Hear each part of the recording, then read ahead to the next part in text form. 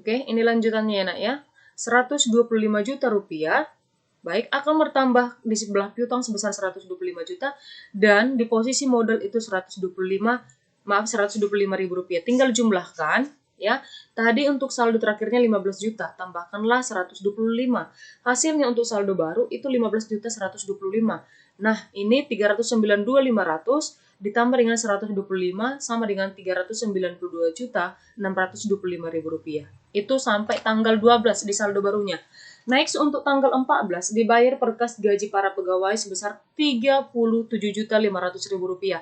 Nah, kalau membayar gaji itu akan mengurangi uang kas perusahaan dan akan mengurangi ekuitas atau modal. Nah, kita lihat untuk tanggal 14 membayar gaji, lihat untuk di kolom keterangan membayar gaji sebesar 37.500 yang saldo barunya tadi sebesar 247.500 ini dikurangi dengan 37.500 karena sudah membayar gaji, hasilnya 210 juta.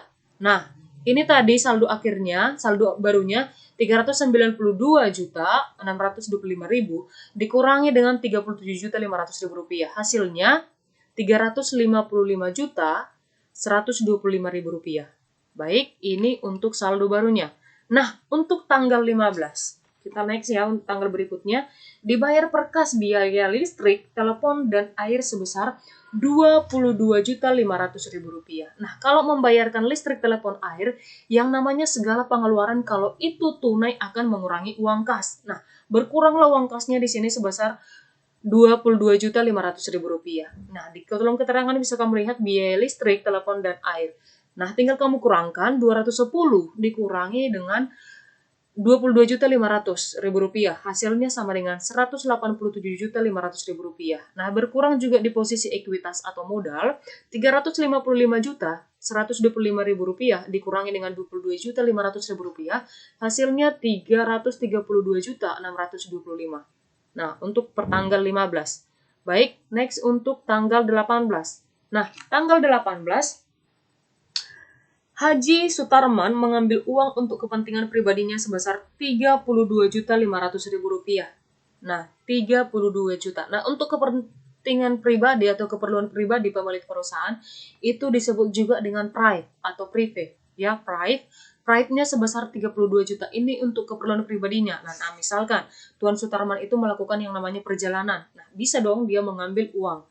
Oke, untuk keperluan pribadinya itu sebesar 32.500. Nah, tinggal kita kurangkan tadi untuk saldo barunya 187.500.000 rupiah dikurangi dengan 32.500.000 rupiah, hasilnya sama dengan 155 juta rupiah. Sudah, dan di posisi ekuitas juga mengurangi. Baik, 332 juta 625.000 rupiah dikurangi dengan 32.500. Ya, hasilnya 300.125.000 rupiah. Paham sampai di sini anak ya? Kemudian pertanggal 20 transaksinya diterima per kas piutang dari grup musik 5 pendekar sebesar 110 juta. Nah, diterima piutang. Nah, berarti akan menambah piutangnya sebesar 110 juta. Ya, 110 juta. Saldo tadi terakhirnya di piutang itu 15 ya, 15.125.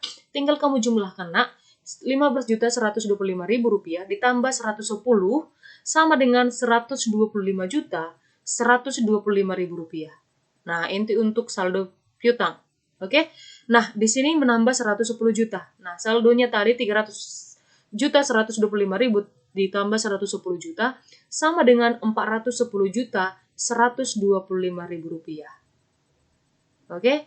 Nah, untuk tanggal 22 saya bacakan transaksinya, dibayar utang per kas. Ya, tanggal 22 dibayar utang per kas pada toko serba usaha sebesar 7.500. Nah, kalau membayar utang, dia akan otomatis mengurangi yang namanya uang kas sebesar 7.500.000 rupiah. Nah, tinggal dikurangkan yang terakhir saldo barunya 155 juta dikurangi dengan 7.500, hasilnya sama dengan 147.500.000 rupiah. Oke? Nah, kemudian karena sudah membayarkan utang, lihat untuk di kolom utang atau ekuitas sebesar 7.500.000 rupiah akan mengurangi di kolom utang. Nah, tinggal saldo terakhirnya itu 10 juta. Ya, 10 juta dikurangi dengan 7.500.000 rupiah sama dengan 2.500.000. Nah, inilah untuk saldo baru per tanggal 22. Nah, paham sampai di sini anak ya? Dan untuk tanggal 31 ya, persediaan perlengkapan sebesar 25 juta, atas peralatan salon dihapuskan 10 juta. Nah, tanggal 31. Lihat untuk tanggal 31 ada pemakaian perlengkapan dan penghapusan peralatan. Nah, pemakaian perlengkapan itu berkurang sebesar 25 juta. Dan untuk penghapusan peralatan itu berkurang sebesar 10 juta. Dan akumulasi penyusutan peralatan itu bertambah sebesar 10 juta. Tinggal dikurangkan untuk yang peralatan 65 juta dikurangi dengan 25 juta, itu hasilnya sama dengan 40 juta. Nah, untuk tadi peralatan, bisa kamu lihat di atas 75 juta tadi kan? Oke, 35 juta dikurangi dengan 10 juta rupiah. Ya, sama dengan 65 juta rupiah. Dan diakumulasi penyusutan peralatan itu 10 juta. Baik, dan di posisi modal karena pemakaian perlengkapan ini 25 juta ini berpengaruh ke sini posisi modal sama dengan 25 juta. Nah, 410 juta dikurangi dengan 125.000 ya sama dengan 385 juta 125.000. Nah, untuk di saldo akhir lihat di sini. Nah, kalau ini saldo baru setelah pengurangan, kenapa saldo akhir Ibu buat di sini? Karena tidak ada lagi transaksi untuk berikutnya. Nah, tanggal 31 lah di akhir paling terakhir kan tidak ada tanggal 32 ya. Tanggal 31 terakhir. Jadi di sini saldo akhirnya sebesar tinggal kamu turunkan setelah pengurangan tadi ya ke bawah 147.500. Nah, di saldo terakhir 147.500. Kemudian di kolom piutang 125.125.000 rupiah. Dan di kolom perlengkapan itu tinggal 40 juta, di kolom peralatan itu 65 juta, dan di kolom akumulasi penyusutan peralatan itu 10 juta, di kolom utang itu 2.500.000 rupiah, dan di kolom ekuitas atau modal sebesar 385.125.000 rupiah.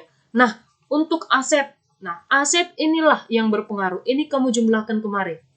Ya, aset dari kas, piutang, perlengkapan, peralatan, akumulasi penyusutan peralatan. Jumlahkan 147.500 ditambah 125.125.000 rupiah ditambah 40 juta ditambah 65 juta ditambah 10 juta, hasilnya 387.625. Nah, supaya nanti kamu lebih yakin bisa kamu jumlahkan menggunakan kalkulator. Ya. Dan 385.125.000 rupiah ditambah 2.500.000. Ini untuk di posisi pasifa.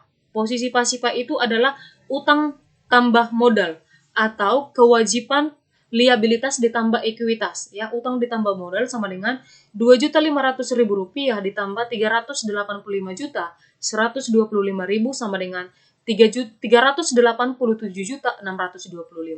Jadi harus posisi di aset dan posisi di kewajiban ditambah utang atau utang ditambah modal ya harus sama-sama balance, seimbang. Nah, saldo untuk totalnya terakhir ini harus sama dengan di posisi ini. Kalau tidak sama, berarti ada kesalahan pencatatan. Ingat, di akuntansi, setiap pencatatan itu harus balance. Ya, harus seimbang. Kalau tidak seimbang atau tidak sama, berarti ada kesalahan dalam nominal atau peletakan ini di posisi mana. Ini semua. Baik, kalau dasarnya ini salah dari awal, ada salah memasukkan ya peletakan di mana di posisi mana akan salah ke bawah. Nah, nanti kamu juga untuk menghitungnya perhatikan baik-baik. Nah, misalkan masih tanggal 7, tinggal jumlahkan aja di sini posisi di aset. Nah, masih sama nggak di sini? Nah, supaya kamu bisa melanjutkannya ke bawah.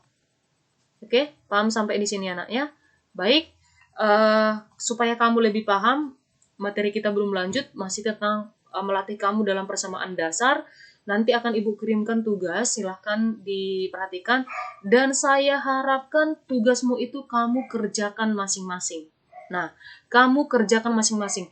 Tidak ada yang meminta jawaban dari temanmu. Ya, ingat ya, tidak ada meminta dari temanmu supaya kamu paham.